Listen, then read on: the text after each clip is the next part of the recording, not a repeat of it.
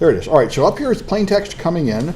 Here's the key coming in, and out comes ciphertext. And a proper encryption scheme will have the property that all patterns are erased.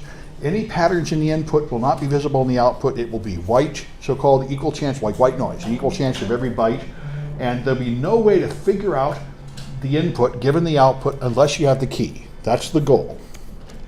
And so what this does is actually pretty simple. It does the same thing you would do to cut up potatoes. It cuts them this way and cuts them that way and stirs them up and cuts them this way and cuts them that way to scramble all the patterns.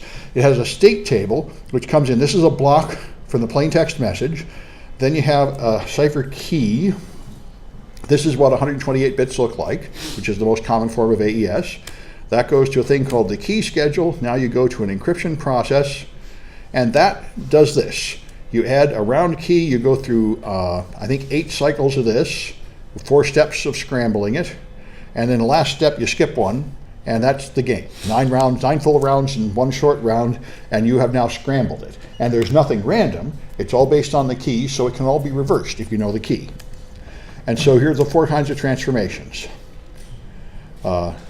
There's using an S box, which is constructed from the key somehow. You now look things up in this table. So the first one is 19 in hexadecimal. So you take 1 in the row and 9 is the column, and you look up that number. So this will transform the numbers into other numbers according to that schedule. Then that's substituting bytes. Then you shift the rows. In case there was vertical stripes, you just shift that row over 1 and that row over 2 and that row over 3, which is the same just to avoid vertical patterns. Then you want to avoid horizontal patterns, so you use a matrix multiplication, which amounts to about the same thing, to scramble these vertical things. Take a little bit of this one, a little bit of that one, and put it in the top, put it in the bottom, so that if there were horizontal stripes, they'll get smeared out by this. And then you add a key to each one, which is again generated from the key in the input, and that you add something different each time to avoid having repeats. And then you just do that whole thing 9 more times. There are 9 times, those 4 steps, and the last time you skip 1 step. For some reason it's not obvious to me, but anyway, now these transformations are chosen to first really scramble the data and remove all the patterns, and second, to be fast on computers. You don't want any kind of math that would be slow on computers. You carefully use things that are very easy for computers to do. And that's the game. Now you have something that will run fast and be essentially unbreakable. That's all I wanted to show you. It's kind of cute, and the end result is, as far as anybody knows, that is completely secure. Nobody has ever published any way of getting in AES without the key. And there are people, of course, that have rumors that the government has a secret backdoor in it, but no one has ever come up with any sensible argument to justify that. So as far as anybody knows, you're perfectly fine using AES. All right, so now we're talking about hardware devices that protect your network. And next week, I haven't got anything special to give you. I think I'm just going to have an open lab. It's an optional time, and come do extra credit project if you want to, and I'll help you. But I haven't got another lecture for next week. I'll let you know what's coming on in 2 weeks later. I may have a guest or something. But anyway, so you got routers, firewalls, IDSs, and honeypots, and we'll talk about web application firewalls and a couple other things that aren't in your book. Routers are your first line of defense. In the early days, that's all there was. So routers are very simple devices that just look at packets and forward them based on their IP address. Now, the primary purpose of routers is to connect 2 different networks. So you have a 192.168.0 network here, and you have a 10.5.0 network over here. So the router has to read the address, figure out the network portion, and if these packets are coming in, they might be going to like a shared printer on the premises, in which case the router will notice it belongs on this side and not send it to the internet, but it might be going on the 10 network or someplace else, and it'll say, well, you have to send that over here to go through other routers to get there, and that's why they're routers, not switches. Switches aren't smart enough to do that. Switches work by MAC addresses. Routers have routing tables so they can decide to move certain packets this way and certain packets that way. The simple router at your home is a leaf network that has one LAN on your network and one way out to the internet, and that's it, like this one. Corporations who use bigger routers with many channels might have 5 or 6 different directions and a whole series of these things go that way, these things go that way, these things go that way. So you can have complicated mesh networks like the internet, but they all work the same way. They look at the IP address, they take the first certain number of bits of the IP address that determines the network, and they forward it based on that. So that's the game. They work at the layer 3 of the OSI model, the network segment, working on IP addresses. Now, in the early days, you had to manually configure every router. And this is what happens at your home. At your home, you buy a router, you connect it to the internet, and your ISP, like Comcast or something, has to give you an IP address to put on your router and a default gateway to put on your router, which is your address at their company. And you have to type that in, or the Comcast technician has to type it in manually on the router. And originally, that's how it all worked. So every router had to be manually configured. But the problem is, when you have big companies in multiple locations and the internet, people keep adding new devices and devices keep going down, so the rules keep changing in a complicated network. And every time you change it, an administrator would then have to manually configure that router and all the routers it's connected to. So there was a need to make routers automatically learn routes. And that's what happens here with routing protocols. Routing protocols are arguably a pretty unwise decision. Like SNMP, you now take exactly the same wires that are carrying data traffic and you send control traffic down that wire. So there is a different kind of data going down the same channel with the same protocols telling it what the router should do. And so this invites you to use attacks where you send false updates, and they are possible, and we'll talk a lot more about them later. Anyway, the original one was RIP. This was the first one, routing, which did not, because routers were very slow and very primitive, and they didn't have much memory, so a router could not memorize the entire network map. So all they did was memorize a direction. This network is 3 hops that way, this network is 2 hops that way. That's all they knew, was which way and how many hops. It was so simple, it didn't even understand that different connections had different speeds. It just counted the quality of connection by the number of hops. So if there was one route that would take 1 hop, would take 3 hops through T3 lines and get there right away, and another hop that would take 2 hops through 56K modems, it would go through the 2 hops, thinking it's shorter. Because this dates from a time so long ago that all the links were treated as the same speed. It was just the simplest way to update things. Then people moved to better ones like OSPF, which required more RAM on the routers, which is no challenge for modern routers. And now each router really does know the entire network. So it doesn't have just 3 hops this way or 2 hops that way. It knows all the routes and which links are up and down, and it can choose a path, which is the best path. Yeah? Does it mean that it has the entire internet in memory? No, it has very limited information inside. But however, it does mean if you use this on the raw internet, it would need the whole internet. So this protocol is never used there. This protocol is used only within companies. Both of these are. They're not good enough for the internet. The internet has a special protocol, border gateway protocol, which operates completely differently for that reason. And even so, there is an enormous problem, which I think I don't have in my slides here, but this is before there was the IPv6 crisis, there was the 256 meg crisis. Originally, companies got internet. See, the internet suffers from the fact that nobody really believes Moore's law. So first they had NSFNet, where you used only 1 byte to determine the network because there were only 4 computers, and they didn't think it would ever grow much beyond that, so it only could expand to like 128 computer networks on the whole internet. Then they went to various versions of IP version 4 until they ran out. So the point is, originally everybody got nice big address spaces. Like City College got 65,000 addresses. Back when the internet was empty and they were just handing it out, they gave colleges a nice big chunk, Class B. Then they ran out, so then they started splitting it up, and companies started splitting up and selling addresses until everything that used to be in one area got scrambled all over the place. You had a big company, it split into 3 companies, they opened a Japan office, they're using the same address. Suddenly there's no logic. Like zip codes are logical. The first digit tells you what part of the country you're in, the next digit tells you what region you're in there. The internet is just a mess. Like you started with something logical, and then people wandered around like ants, carrying the addresses everywhere, splitting them up. So the total number of routes on the backbone of the internet exceeded 250 million about 10 years ago, and that was all the RAM there was in the backbone routers. They had to upgrade them all. This is called network fragmentation, and there is essentially no solution for it. Various people have proposed to force people to take assigned addresses instead of being able to move the address of the company, but it really doesn't make any sense. So this is in fact incredibly complicated on the internet. Each router really does have 250 million routes in RAM, which it has to hunt through for every single packet to figure out where to forward it, which is fantastically inefficient and consuming 11% of all the electric power in America doing this. And there are proposals to greatly improve this with something like I forget the name of it, but there's another kind of routing, flow routing, where you see, if I watch a YouTube video, I'm now downloading a video. I'm getting 1,500 bytes per packet. That's all you can fit in a frame. The video is gigabytes. So it's sending me millions of packets. Every one of those packets hops through 10 routers to get to me. Every router looks through a list of 250,000 choices to guess where to put it. Then the next packet comes and it does it again. This is stupid. Flow routing is where the first one gets assigned a flow number, and all the rest just follow it like ants. Go all the way to last row. There are 10 million packets going from the same source to the same destination. You don't need to hunt through the table at every hop. You know where the first one went. Unless something actually goes down during my movie, which is not very likely, they can all just follow the first one. They said this would be 10 times more efficient. And people are trying to upgrade to it, but it hasn't happened yet.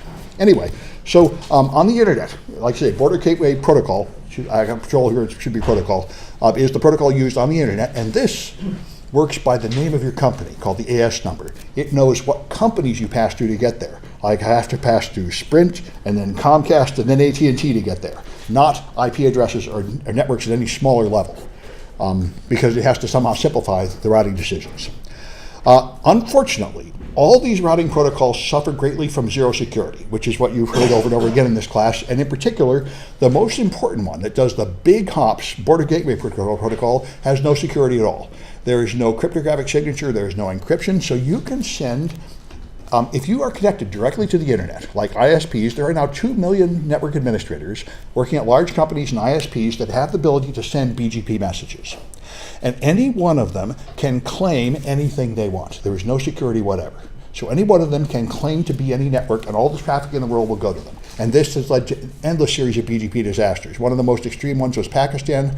About 8 years ago, somebody put a video insulting Muhammad on YouTube. And Pakistan, the network engineers got orders from the government saying, get rid of YouTube, so never comes in here, do something right now. So what he did was he blackballed YouTube, which it was the wrong move. But it did accomplish the main goal, which is to get YouTube off of his problem. He's sitting here in Pakistan, and he blackballed YouTube. So you have the router here, and then all the other routers going off the internet. And someplace over here, you got California and YouTube at Google. And he claimed he took the entire IP address range going to YouTube, and he sent it to a black hole, which means one hop and it gets thrown away. Unfortunately, he did not turn off BGP updates on that router. So this router advertised to the global internet, I have a new high-speed connection to YouTube. If you're in California, it will take 3 hops to get there, but if you're in Pakistan, it's only 1 hop and you get there. So he sucked all the YouTube traffic from the whole internet into Pakistan and threw it away, because there's no control over this. And YouTube went down for like an hour, and people in Google are like, why is YouTube down? The servers are up, the network links are up, due to trace routes, why is our traffic going to Pakistan? So they tracked this down, and in retaliation, the network engineers removed all of Pakistan's routes. They canceled all these routes, so Pakistan went off the internet for a day. And that is your punishment. And said, if you already are going to put out bad BGP updates, we're just going to cancel all your BGP routes, and you will have no sender receive capability until we get tired of canceling it. And this happens with IRC channels and mailing lists, and this is the way the internet works. There is no license, there is no regulation, there is no government, there is just a certain number of influential engineers that are respected who go to like a message board and they say, there's a problem, what should we do about the problem? Let's do this. They say, okay, we do that, and it's done. And it stays on as long as they feel like doing it. And if you don't like it, you can't do anything. The college got in this trouble once. We had a student in one of the labs that sent out SNMP packets saying he was testing the security of his home network, and we got a message from one of the tier 1 ISPs. There are about 10 of them. They run the whole internet. Again, there's no regulations or rules. And they sent us a letter and said, if you morons don't start firewalling your network and let this kind of traffic come out, we're just going to unplug you from the internet, and good luck teaching college after that. And so we did. We put in a firewall and blocked that kind of stuff. But we can't sue or claim we have a right or appeal or anything. It's just a club of people. Like you walk in a bar where people are regulars and they don't like you, they beat you up and throw you out. And getting back in is just a matter of somehow convincing them to forgive you. That's why various governments, when they find out about this, they freak out and say we should somehow police the internet and make it logical and rational. And there's been no progress at that happening yet, but you can sort of understand why they say, if there's something that really bothers you, like insulting Muhammad or porn or spam or viruses, why do you let all this chaos happen with no organization at all? But that's the way it is. So China uses this a lot. I've mentioned this before. They've been caught many times deliberately doing this. They send out BGP packets and they cause border gateway protocol to misroute packets so American companies go through China for a period of time, and then they turn it off. And this is obviously a weapon where they can intercept traffic anytime they want. You don't need to drive and put a stingray in like you would on a cell phone network. You can just get out BGP packets and cause the packets to go through there. And at DEF CON, about 5 years ago, they rerouted the entire convention through New York City for 3 days, and nobody noticed. And on the last day they presented the results. Here's all the stuff we snipped off the DEF CON network from our location in New York. Everything from DEF CON was going through New York on the way back with BGP updates. Nobody complained, nobody noticed. Typically, nobody will. And about 2 years ago at the Chaos Communication Conference in Germany, met, and one of the people there said, why is our traffic going through Maryland? And it was. The NSA, man in the middle of them, apparently. There was a data center in Maryland, and packets going from one location in Germany to another were going to Maryland and back for a while.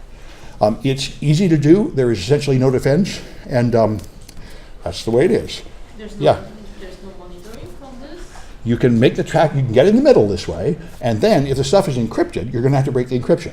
But if it's HTTPS encryption and you are a nation state actor, you're trusted, so you can just say, sign it with one of those trusted certificates, and your browser won't see anything wrong with the fact that Google is suddenly signed by the government of China today. It says, oh, they're trusted, it must be fine.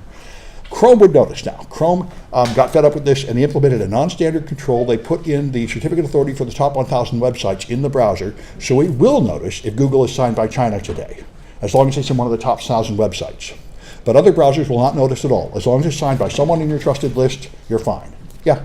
So would they notice like a delay in traffic if it's going? Sure, it will take longer, but who would notice that? Especially on wireless networks, everything is flaking around anyway. So yeah, it's really slower. Anyway, so this is another one.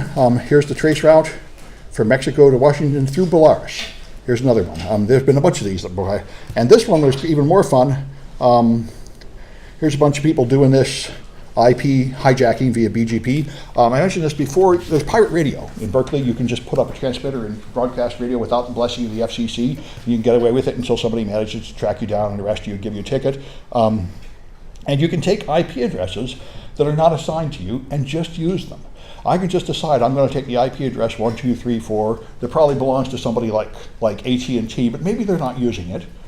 Or maybe they are using it and I just don't care. So somebody in New York City has that address and they're getting traffic. I can just put out BGP updates claiming to be 1234, and people closer to me than New York City will go to my site instead of theirs, just like my pirate radio signal, voice swamp over a real radio station. And you can do it until somebody catches you. And there's very little monitoring or anybody noticing. It's really until the person who actually owns it would notice and complain before anybody would do anything about it. And this is even more fun. This was last year. Hacking team was, I think, an Italian group of hackers of the government sort of contractor type, like Blackwater, hired guns for the military and the government. And they decided to help the Italian police, their special operations group.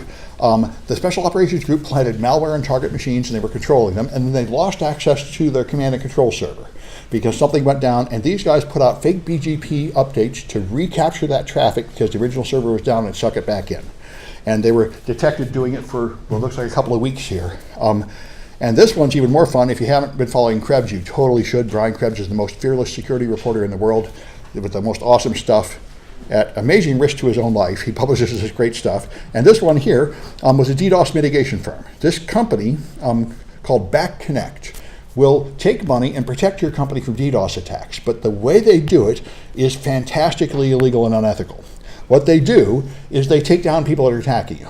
And what they did was they would take a company that would attack them and just put out fake BGP updates to deny them traffic. Cloudflare considered this. Matthew Prince talked about it at a talk of mine at DEF CON. They had a huge attack, and they realized they could reflect the attack back at the attackers and take them down. And they considered it and didn't do it. Rapid7 did do that. H.D. Moore, the writer of Metasploit, did take down some of them by reflecting their attack back on them. These things are almost certainly illegal, but it's the internet and pretty much nobody cares. So they fraudulently announced that they own 255 addresses from another company and sucked in their traffic. And not only that, they sent out BGP updates that are pretended to be coming from the other company. So it is possible in BGP not only to lie about who you are and ask for traffic, it's also possible to pretend to be someone else while you're doing it so someone else will get blamed for it. There are it's like email. There are from addresses, but they're not verified anywhere. So you can you can impersonate people, and they did. And so a lot of people are pretty upset about that. And this is why Brian Krebs gets attacked so much. His site keeps getting brought down because he keeps revealing dirty companies that have been hiding their business, and they punish him with massive attacks. Anyway, so these Cisco routers are running the internet. These things here, these are the older ones, they're sitting in racks, and these things are designed to be rugged. They will typically last for 15 or 20 years. They have an operating system that is carefully designed to just keep going. If anything goes wrong in a Cisco router, it just restarts, throws away some packets, and keeps going. It's like a water pump. It has a problem, you restart it, keep the water flowing. It doesn't matter if you lose a few. What matters is that it should keep on going. So people can just turn these things on and use them for 15 years and not even fire everyone involved and have no idea how to fix them when they break, and just keep using them for a long time because they'll just keep working, chugging away essentially forever. This led to a problem when a company in, a European country manufactured some routers that made long BGP updates that were longer than 10 hops, which is very rare. How many companies do you really have to pass through to get from here to there? Typically, it's like 3, AT&T to Comcast to Sprint, and you're there.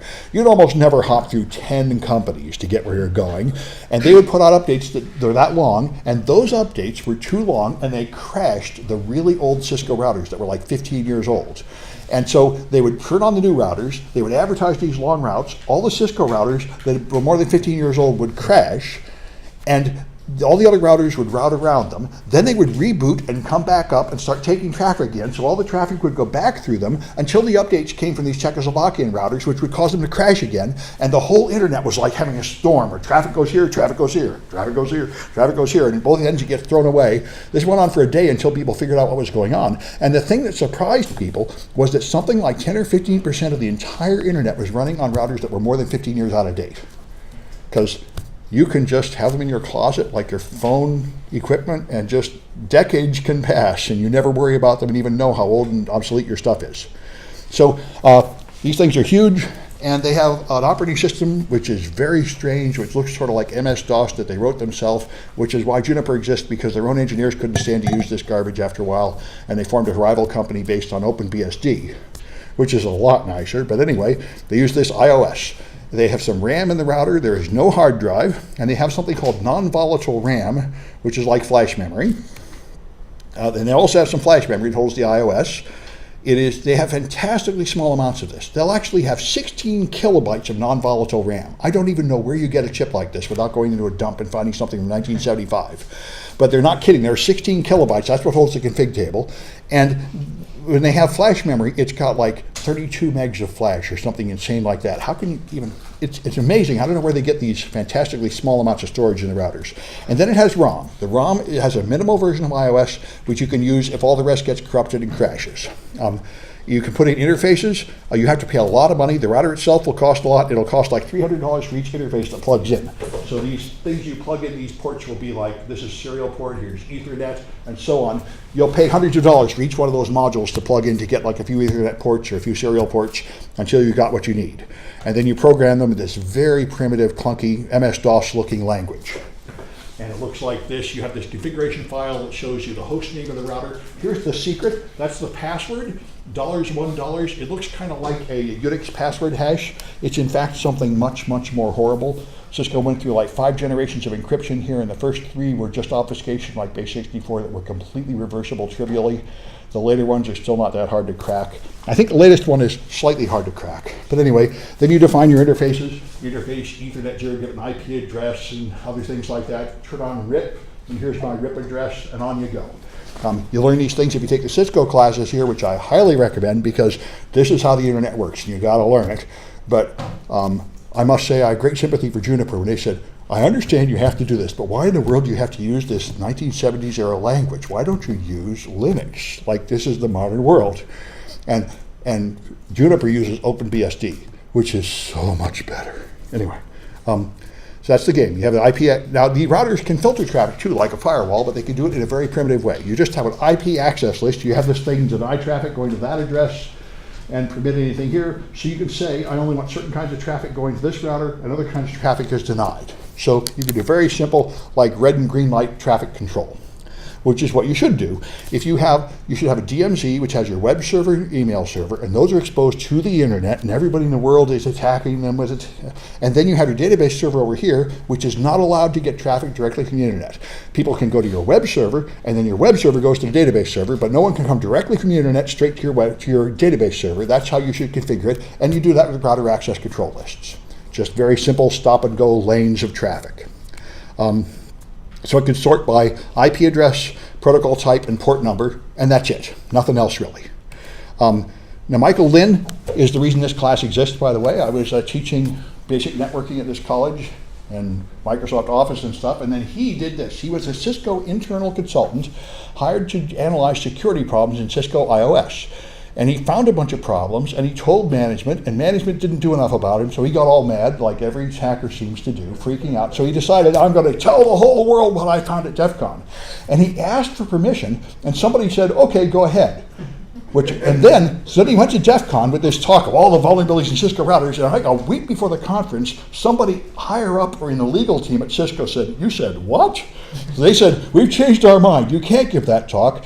And FBI agents swarmed in, confiscated the brochures at DEF CON, Black Hat, confiscated the discs that were being handed out so they wouldn't get out, and told him not to give the talk. And so he tried to get up and talk about something else, and the whole audience said boo, and he said, forget it, I'll just give the real talk. So he gave the talk anyway.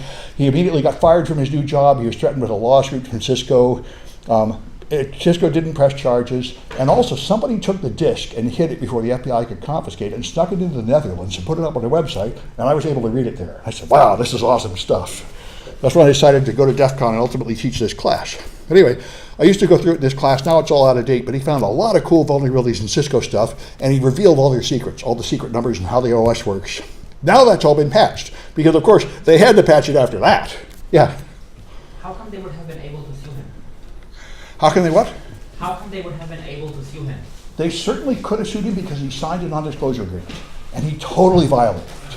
So I mean, when you go to work for someone, they always make you sign an NDA so you won't spill the beans. Just like Snowden. I mean, he was on duty for the military, promising to not tell. He told people he's toast. His lawyer said, never come back, stay in Russia forever, because it's real hard to defend you when you sign a document promising not to tell the secrets, and then you tell the secrets. You're going to have a real problem avoiding punishment. But Cisco did drop it because I think they decided, the cat's out of the bag, and we won't hire that guy again, and what's the point? Anyway, but they could have prosecuted him and probably made him pay a big fine or maybe do some prison time or something. Anyway, I got some iClickers. So if I signed a non-disclosure agreement, I wouldn't be in a hurry to violate it. Certainly not over a small thing like that, but, many people do. It's an occupational hazard of this profession that you are constantly trying to tell people about things they do not want to hear. And it creates a lot of the stress in this business.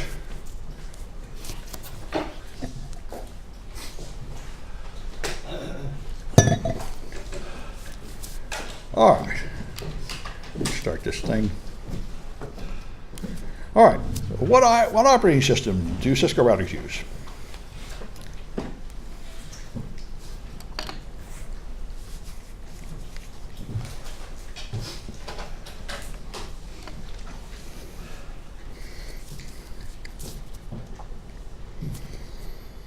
All right, I think I'll quit at 30.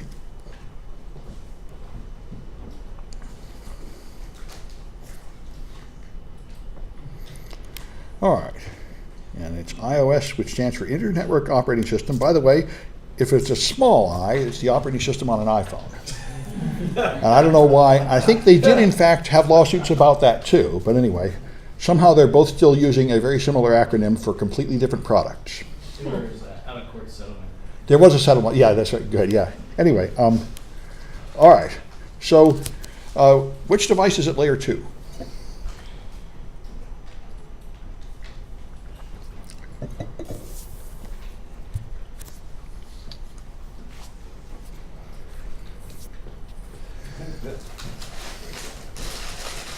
I think I can quit at 25. Looks like the answers are in. All right, and switches are at layer 2. Hubs are at layer 1. Switches are layer 2 devices. All right. How about managed switches? They're technically at layer 2 for traffic control, but they do have an IP address for management. And then there's layer 3 switches. There's a bunch of things that break the rules. Anyway, so when you turn off the router, where does the iOS go? Because there is no hard drive.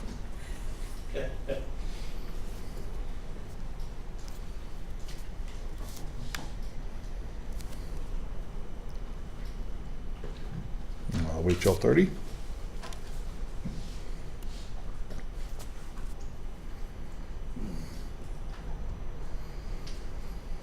All right, it goes in flash memory, just like those USB sticks, only fantastically smaller for no apparent reason. NVRAM would be a good place to put it, but it's only got room for 16 kilobytes, which is too small. The OS is something like 30 megs. Why, thank you. Good. Don't let me mark the wrong one. Good. It's in flash memory. All right, good. All right, and all right, what protocol selects routes on the backbone? Which means across cities, across nations, you know, big distances.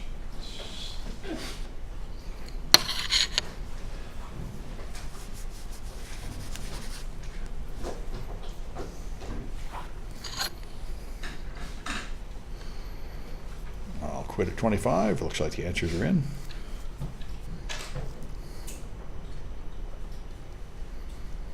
All right, and that's Border Gateway Protocol D.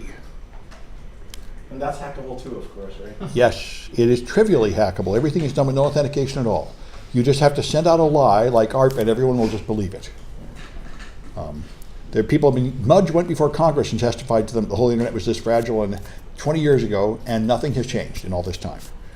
There is, I think, a proposal called BGP Sec to add security to it, but it is nowhere. There's no deployment at all. People are still just arguing about what it should be. It's a bandwidth restriction, right? Unlike if you add another feature, you have to use more resource. You would, and maybe that's the issue. Anyway, all right. So which parameter cannot be used to restrict traffic in a router access control list?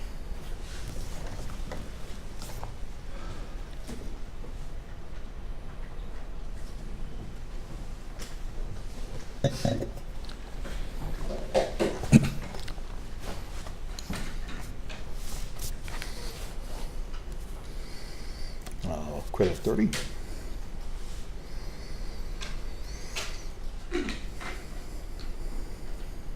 All right, the URL cannot be seen by a router. It only sees layers 2, 3, and 4. And the URL is at layer 7. You need deep packet inspection right to the end to do that. You need a layer 7 firewall for that. Most firewalls can't do it at all. That's why, you know, if you actually want to like block Facebook as the name Facebook and not just as a list of IP addresses, you need a layer 7 firewall. A router access control list will not do it, because it would slow down the router too much. Routers don't look at anything higher than layer 3. They just want to look at the address like the post office. They don't open the envelope, they just look at the address and move it along. They don't look any deeper at what's inside there. That is not their problem. And the whole thing is to keep the traffic moving fast. So they're not going to waste any time looking any deeper into the packet than they have to. They just find the address and shove it along. Anyway, so let's take a break till 10 after 7, then we'll continue. Save this. This is chapter 13.